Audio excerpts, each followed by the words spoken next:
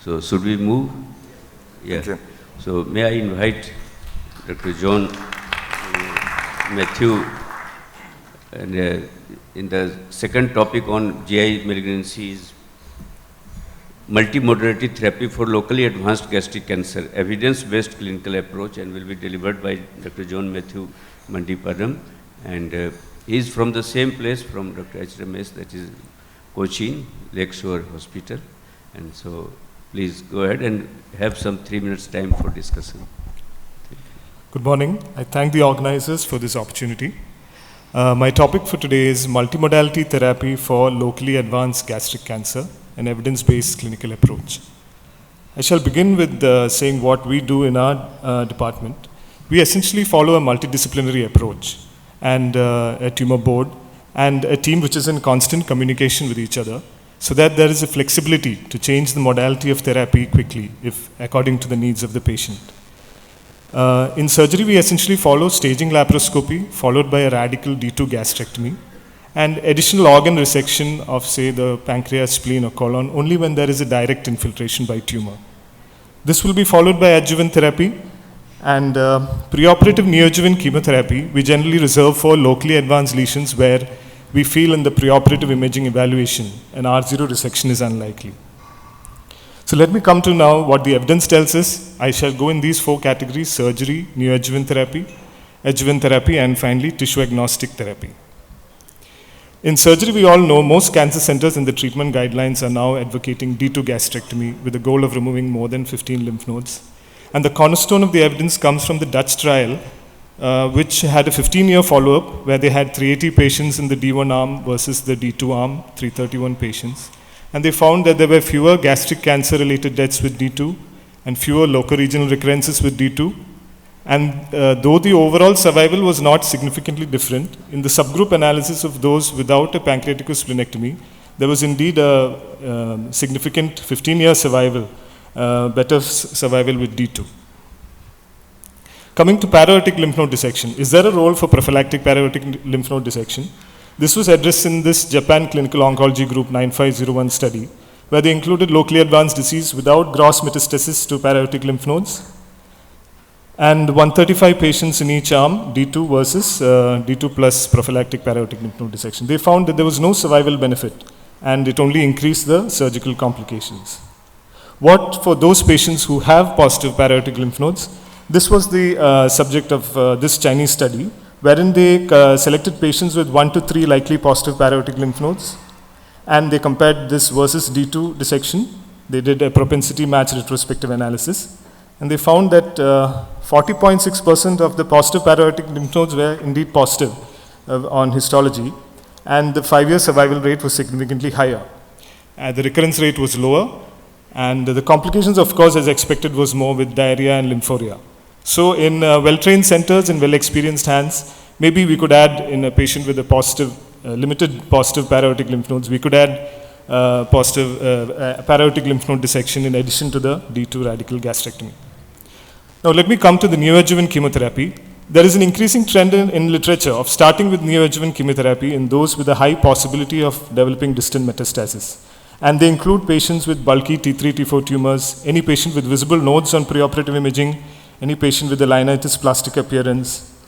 And as we can see in this study from the National Cancer Database, there is an increasing trend from 2006 to 2014 of the use of preoperative chemotherapy.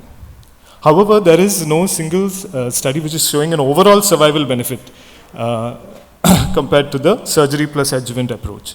So why then are they barking on it? Because the logic is that the patients who are at high risk of developing metastasis, they may be spared the morbidity of a gastrectomy if metastasis develop later after neoadjuvant chemotherapy. This, according to me, is a rather Darwinian approach of natural selection where you're selecting the patients with good tumor biology and excluding those with bad tumor biology. I feel somehow we may be losing out on the opportunity to salvage those patients who have locally advanced lesions who are not metastatic yet and who have bad tumor biology.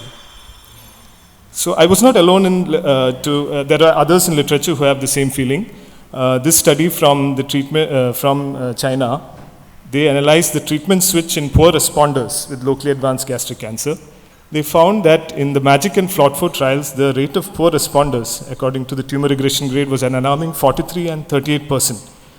So they concluded in the discussion that timely surgery is important and that treatment using chemotherapy should be undertaken with greater caution, and D2 surgery followed by chemotherapy protocols may provide a better outcome opportunity. Coming to the cornerstone trials of neoadjuvant chemotherapy, the MAGIC trial, we all know, compared 250 in this chemotherapy plus surgery arm versus surgery alone. And as we can expect, there was significantly higher progression-free survival in the chemotherapy group because there was no adjuvant treatment given in the surgery group and the patients do not have a strict D2 lymphadenectomy.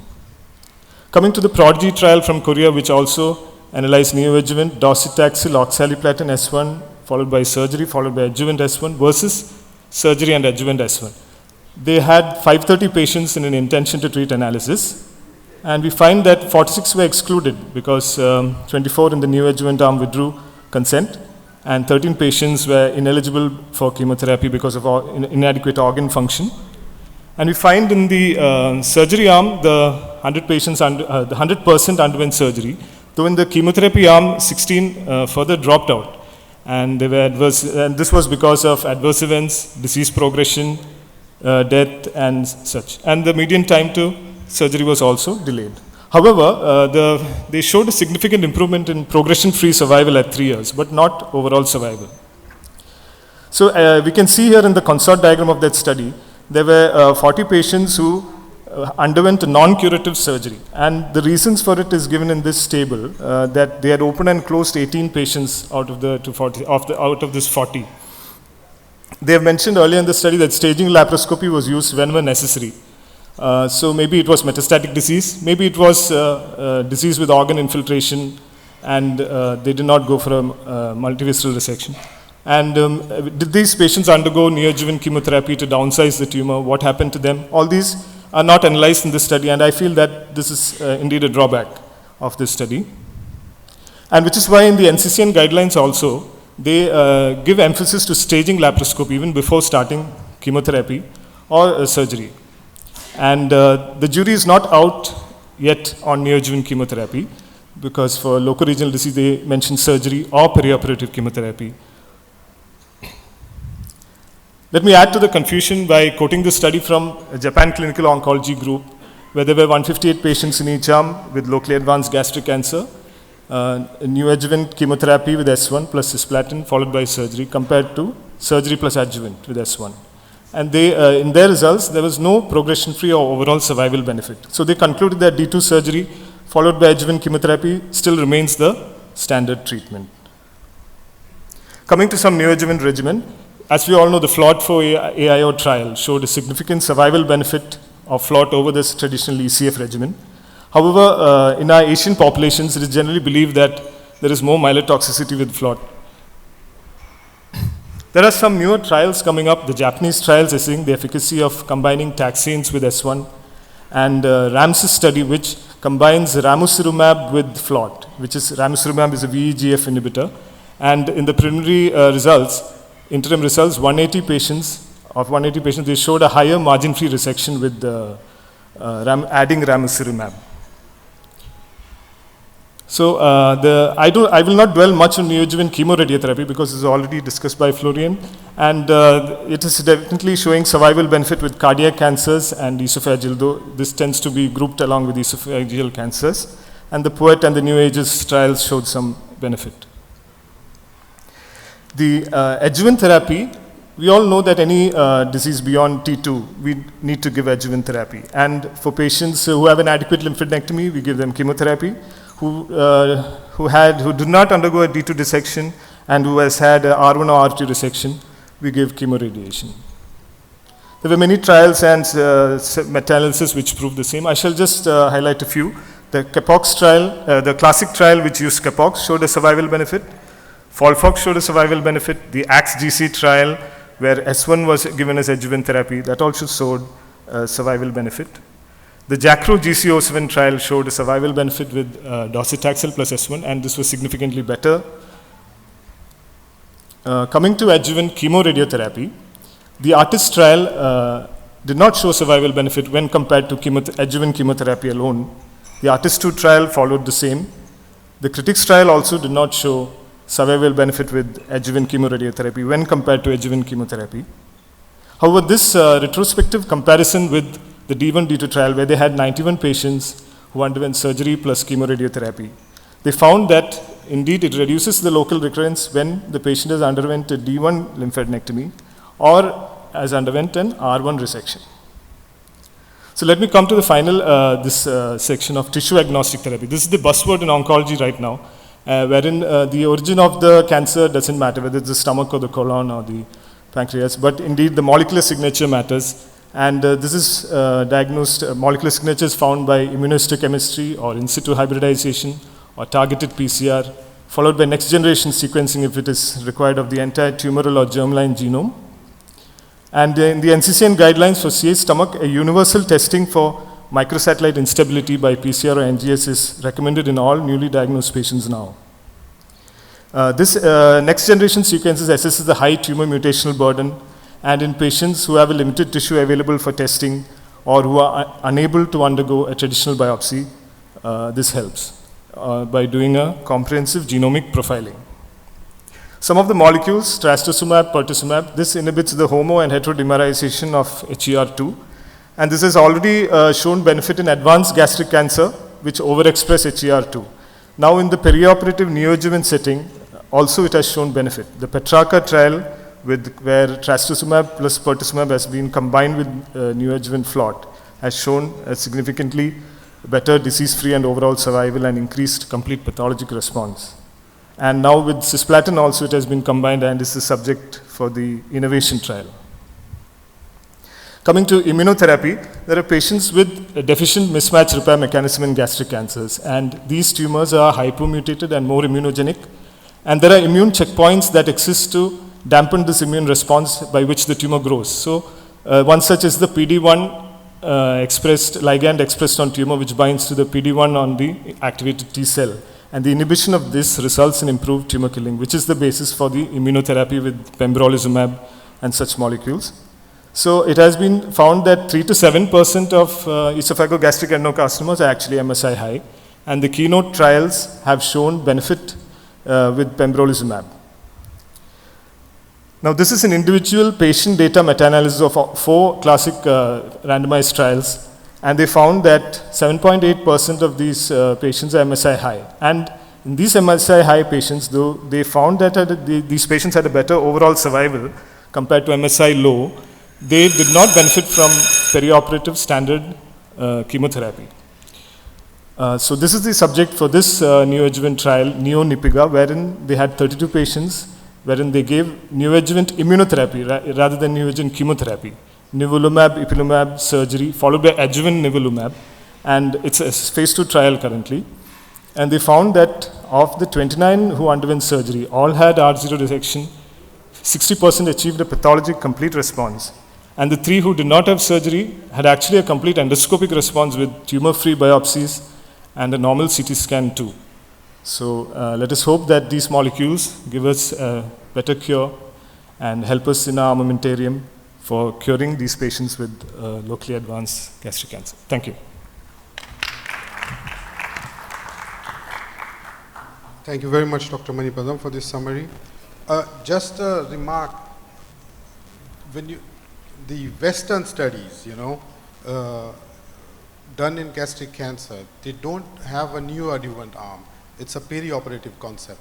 So they begin with chemotherapy, continue with surgery, and then give additional chemotherapy. Yeah. Secondly, you have presented a mixture of esophageal and gastric cancer trials. It is true that not all trials include a specific cohort of only gastric cancer, but because I'm just marking this out because your title was in locally advanced gastric cancer. For you have spoken about the MAGIC trial, the FLOT trial, and there are 2 other trials, the ACCORD trial and the AORTC trial from Germany itself for the management of locally advanced gastric cancer. So now to sum up with your own words, maybe in 2 lines, what is the evidence for locally advanced gastric cancer? excluding junction and esophageal cancers. Yeah, as you said, most of the studies have included both, so it's difficult to make a conclusion, as Florian also said.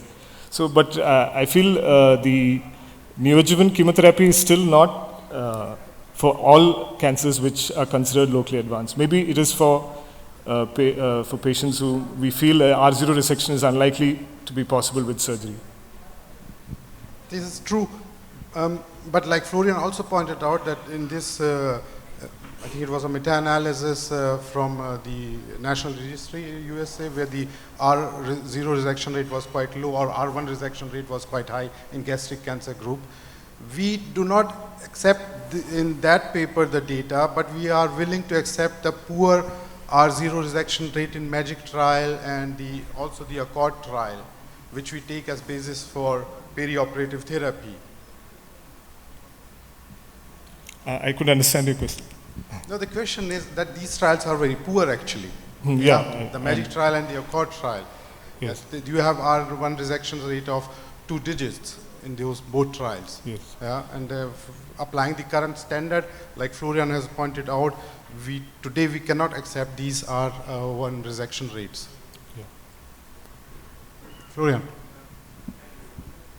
Thank you for this good overview. I have 2 questions. One is, you pointed out that the R0 resection rate was higher, for example, in this Japanese study, but this was not translated into a higher overall survival. And the second is, in almost all of the studies, we see a higher tumor regression compared to the upfront surgery. And this is also not translated in a better overall survival. What do you think? What is the reason for that? This is counterintuitive, I think. We have a higher R0 resection rate and, of course, a higher tumor regression, but this is not seen in the US in the end. Yeah, as you said in that Korean trial, I fully agree with you, but that's why I also raised this point that in neoadjuvant chemotherapy, why there is no overall survival benefit, but only a progression-free survival. So maybe it is because as I said, in the surgery arm, they included patients who had metastatic disease. So the patients who they opened and closed, so these patients actually had metastatic disease, and so they came in the intention to treat analysis, and so the survival came down. Maybe it is that. So we really don't know. So what I conclude is that we need better trials with more focused approach in future. Yeah. So, Florian, what I believe there are multifactorial factors affecting both tumor biology as well as the patient or host response. So actually receiving R0 doesn't reflect many times in the overall survival. But I think when we compare Asian and Western trials, it is very important to differentiate. Like Florian, when you take the D2 versus DT trial from Japan, this was a purely surgical trial. None of the patients had perioperative therapy or even adjuvant therapy, only therapy, chemotherapy when a relapse was detected. And in that study, the R0 resection rate is almost 98%. And the median overall survival is, after 60 months, they didn't reach the median overall survival. Whereas in all the perioperative trials from Europe, we see even in the interventional arm, also the patients who are in the MAGIC trial, in ACCORD trial, and even in the Schumacher trial, AORTC trial, I mean, you have a median overall survival of around about 3 years maximum, yeah? And we can learn from Asian countries, and when the lymphadenectomy trial in Netherlands and UK were conducted, the centers were taught how to perform gastric cancer surgery from Japanese and South Korean surgeons. Either they were visited by those surgeons or they were provided detailed videos how to perform the D2 dissection, for example. And if you take the median overall survival in both trials, although the difference between D1 and D2 was not significant, but in both groups, the median overall survival was far over 4 years, which is almost double to the MAGIC trial and the ACCORD trial. Yeah? And even with the flood trial, you reach not more than 3 years median overall survival. And the flood trials don't have a surgical arm, just to point out. They just compare different chemotherapy regimes. Please, go ahead. Hi, I'm Dr. Ramakrishnan from Cancer Institute, Chennai. Thank you for a very good overview of the multidisciplinary management. And I'm happy that you pointed out that neoadjuvant therapy is not always the go-to solution for advanced gastric cancers. See, the problem is India doesn't fit in either in relation to the Western data or to the Far Eastern data. We come somewhere in between. We see a lot more of locally advanced gastric cancers presenting with gastric outlet obstruction. We see a lot more of signet ring cell cancers, which probably are not so common in either the Far Eastern countries or Western countries. So I don't think we should blindly ape the results of the trials conducted in either of these centers. We need to find a via media between these two. We have published a propensity score matched analysis comparing perioperative versus adjuvant, because there is hardly any trials that head-to-head compare these two arms, because all the trials, the comparator arm has only been surgery alone. And we have shown that there is no survival difference between perioperative chemotherapy or adjuvant chemotherapy. So I think the choice is more individualized based on the patient. A patient who comes with florid gastric outlet obstruction is unlikely to tolerate neoadjuvant chemotherapy. Thank you very much. Yeah. We are just running out of time. Dr. Ramesh, just a short remark. Point out that the quality of the D2 dissection has never been included as a factor in any of these trials, and that probably explains all the confounding what I said, stuff. in the Western trials it is not. So I think it's a passionate plea to do a proper D2 gastrectomy. Even after neoadjuvant therapy, the number of lymph nodes that's available is well in excess of 20, and in the naive patient, it's well in excess of 45. And if you don't have so many lymph nodes, it means you haven't done a good enough D2. Or the pathologist has not done a good job. Okay, we have to continue. Yeah, okay, I am told